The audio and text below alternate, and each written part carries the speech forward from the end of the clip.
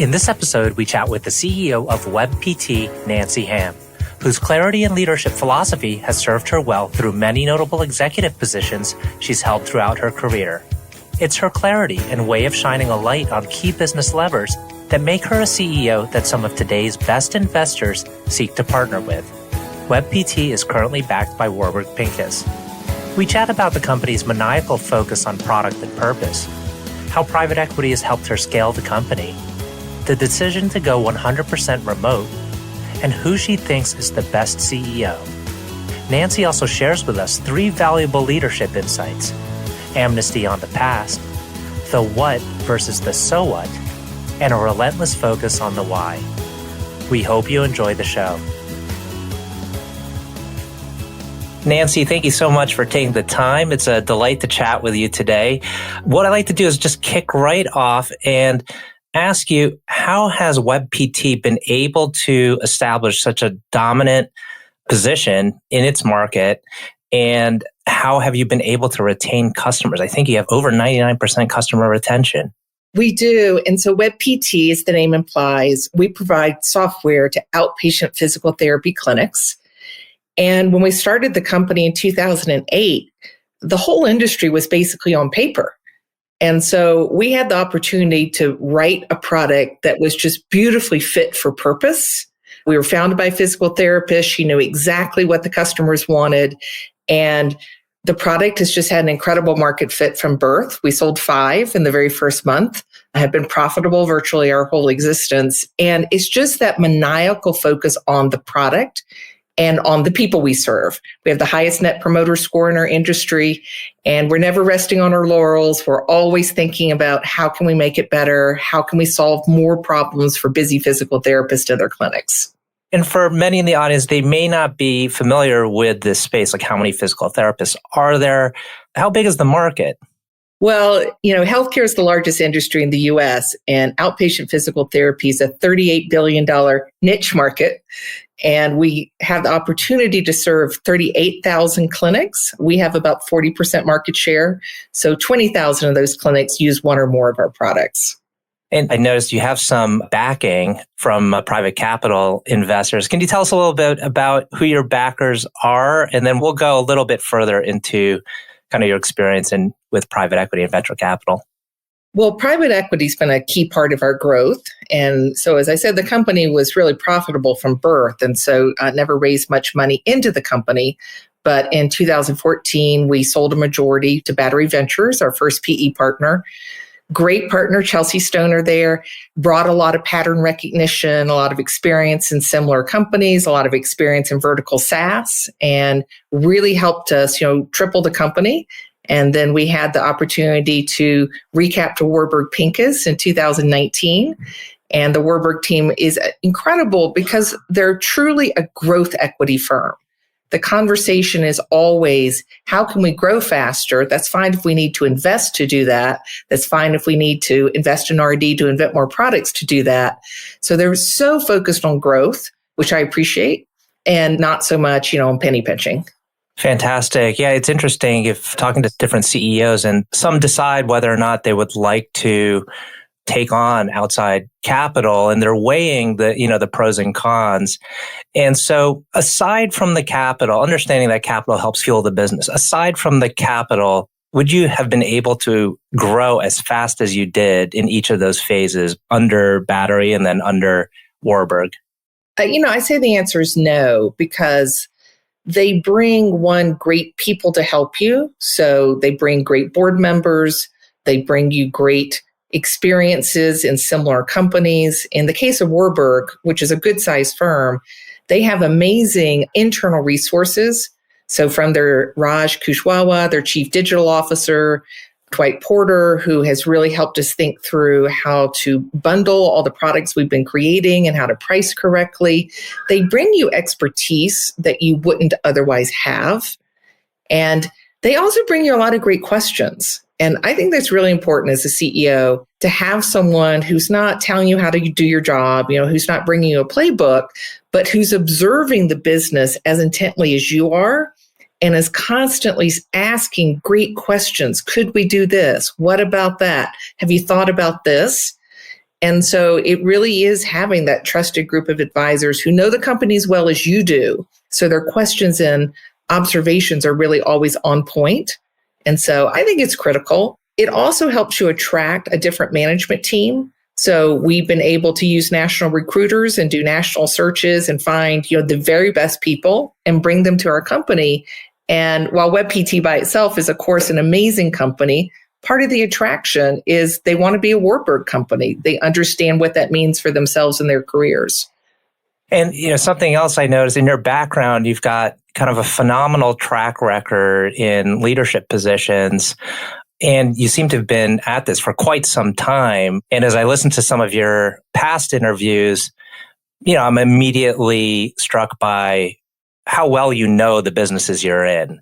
Can you tell us about your best leadership insight? Where along the way you must have, maybe it was a gradual process, but I imagine there was a point where you said, okay, I know how to lead better now. I have these insights which I can adopt on a more regular basis. Can you tell us about any key insights you've gleaned along your career? There's 3 phases that people hear a lot from me. And the first is amnesty on the past. I've often been brought in to turn around a situation. And so the very first time that happened, it was inside my company. I was asked to take over a project that was in deep distress and figure out what to do. And I dug in and I was ready to go present to the board. And thank goodness the CEO said, why don't you preview your presentation with me? Because it was very focused on being critical of the people who've been doing the project before. And he really helped me understand how completely non-helpful and irrelevant that was. So when I come into almost any situation, I'll say, look, let's just assume that we made the best possible decision in the past. At that time, with the facts and resources we have, let's just focus on where we are now and making a new decision. And I think that's so important culturally when you come in from the outside, not to start criticizing everything that came before you in your eagerness to make it better. 2, I had a mentor who I would present at the board with all this level of detail and all these metrics and all these facts and figures. And he would very patiently listen. He said, Nancy, I understand you. That's the what, but so what? And it's such a good question because we can get so focused on the data, we lose the bigger picture in the day-to-day. And so always asking not just the what, but the so what. And then the last thing, which honestly, I think I've learned the most here at WebPT from my co-founder, Heidi Janinga, is to relentlessly focus on the why of the company. What is the mission of the company? Always talking and leading the company from the mission and making sure that every person in the company understands how their role supports that mission. That gives us purpose, that gives us an emotional connection, that gives us pride in what we're doing. And healthcare is, of course, naturally a mission-focused industry, so maybe it's a little easier. But I think those 3 things are things I come back to over and over again. Mm-hmm. And that picking up on the last point of the why, then how do you implement processes to ensure that you're appropriately addressing the why? I'll give you a small example. So our mission at WebPT is to empower rehab therapists to achieve greatness in practice. And among other things, that means financial greatness, and that means collecting money. So we have a patient call center where, patients call in, they have questions on their bills, which are also very complicated in PT because you can go for many visits in a short period of time. One metric we don't have, a KPI we don't have is talk time. Because our why is to help that patient. They might need to vent for 10 minutes. They might need to tell you they lost their job and they can't afford this bill. They might want to tell you about the car accident that sent them to PT in the first place. And we need to listen with our full hearts and minds before we're ready to solve the problem. So for me, that's an example of focusing on the why. But it's also then all the usual metrics. We want to create raving fans. We want to serve our PTs. So in the product, can we make it 3 clicks faster because they're busy? Can we help them measure clinical outcomes? Can we look at their satisfaction over time and see where there's negative inflection points? So, SaaS companies, we have thousands of metrics, but for me, it's almost a little bit more about the emotion because what you want is people on the front line empowered to do the right thing without you having to tell them what the right thing is. And that's the power of the why. I teach all of our frontline employees a class on amazing customer service based on the Disney Institute. And I teach them two things. The most important phrase, it's not our fault, but it is our problem.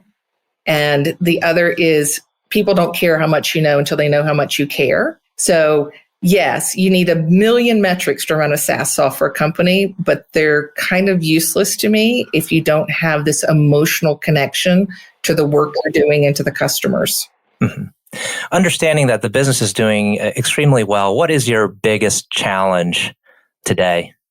Oh, it's people, 100%. Right now, it's hard to hire, and yet we're growing quickly. We need to hire a lot of people. Our wonderful employees are being afforded chances to go to other companies and grow at some pretty, stupendous increases in salary. So it's always people. If you solve the people issues first, then, the people will help you solve all the other problems. It's also maintaining our culture now that we're all working from home. WebPT was a very in-warehouse company altogether, people and dogs seeing each other. And it was fine to go home for a little bit. We all have laptops, we can work from home. But now, we've been home a year and a half and really trying to maintain this connectivity to the people, to remind them of the why, to help them still feel like they're part of something bigger than themselves. I think that is a pervasive challenge. When I talk to my CEO friends, it's all we're talking about is hiring, culture, how are we adapting to this new world and trying to learn from one another. Have you come out with any key conclusions? Do you think it's going to be half-time at home, half-time in the office? Is there some magical mix you're going to try to test out? No, we made a very hard decision for us, which is we're going to be purely work from home. We decided that hybrid is the worst model because if 6 people in the room and 2 people aren't, you're disadvantaging the 2 people who aren't. You're disadvantaging them in their ability to do their work, to feel connected, to get promoted. And so we decided we're just going to go purely work from home. It does allow us to recruit the best, which helps solve the problem I mentioned before. People do really like it. These days, I don't know that I could hire a software engineer if I told them they had to come into the office.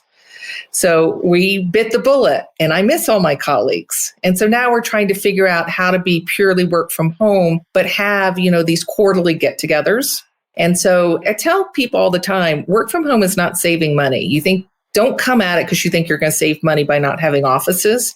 If anything, I think it's going to cost us more money because now to get together, everybody has to get on a plane and coalesce somewhere. And you have to invest more in collaboration tools and virtual culture events and swag and celebrations.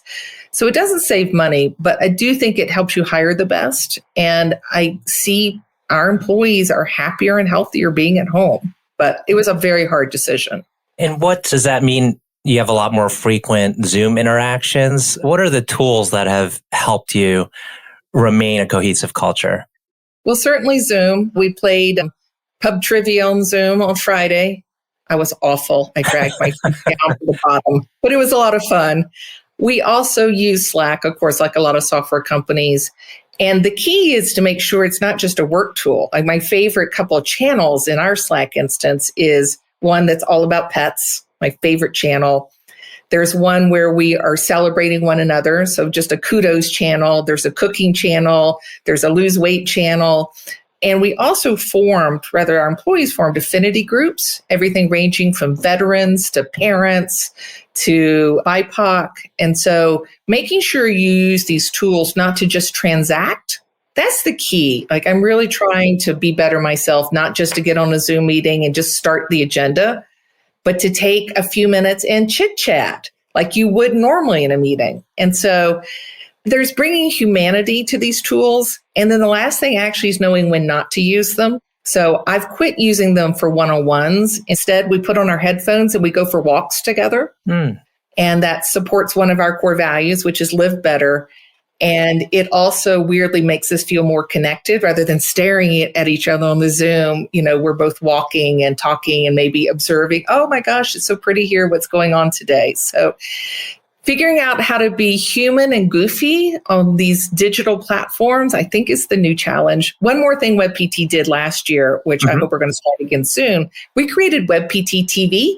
So our video team started filming episodes, for example, where we work, showcasing where you work, your home, what music you listen to, your cats, your dogs, your kids. And then we have one called the Kindness Files, where people are sharing very openly. It's okay to not be okay. People are struggling with a lot of things last year and this year. And showing that vulnerability makes us feel human and connected as well. These are all phenomenal insights. We're coming up on time here, but I would like to ask a couple more questions. This has been a great conversation. One is, what is next for WebPT? Meaning, you've had two investors. Your current one has been involved with helping you kind of, I think, position the company in a even more dominant place in the market. What do you think is going to be happening in the next 3 to 5 years? Where does the company go from here?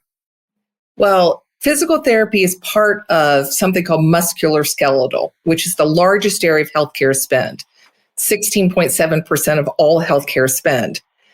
And yet, out of all that, of all the people who benefit from physical therapy, only 10% start physical therapy. So we are doing a lot of convening and thought leadership and work to say, how can we, as our industry that we serve, double the number of patients who come to physical therapy in a decade, which obviously would give us the opportunity to do amazing things. We want to really look at how we can integrate other parts of the MSK continuum. A lot of our clients do health and wellness. They do ancillary MSK services like acupuncture, massage, and chiropractic therapy. So we have unbounded growth horizons, and that's really exciting.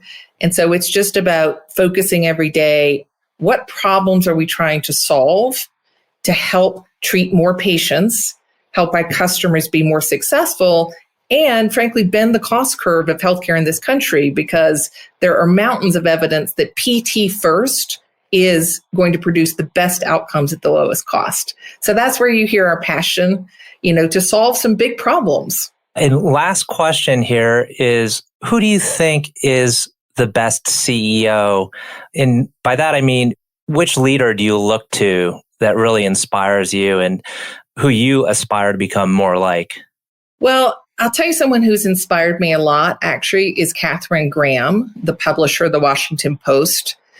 She was not trained in the business. In fact, when her father passed the business down, he passed it to her husband, not to her. And then he tragically committed suicide. So she stepped into this big job for which she was unprepared. People were very skeptical and condescending of her. And yet she became, the first female CEO in the Fortune 500. She, of course, made some incredibly bold and gutsy decisions to publish the Pentagon Papers, to publish the Watergate foundings. She's award-winning on so many levels.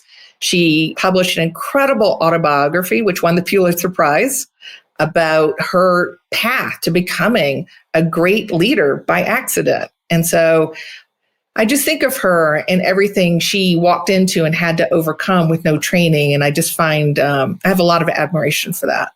Well, that's a good note to end on. And, I've spoken with thousands of CEOs over the years throughout my career, and I think you're one to back in the healthcare space. I can see why, Warburg, you have teamed up with Warburg, they've teamed up with you. So best of luck in the coming years. Thanks for having me today. This was a great conversation.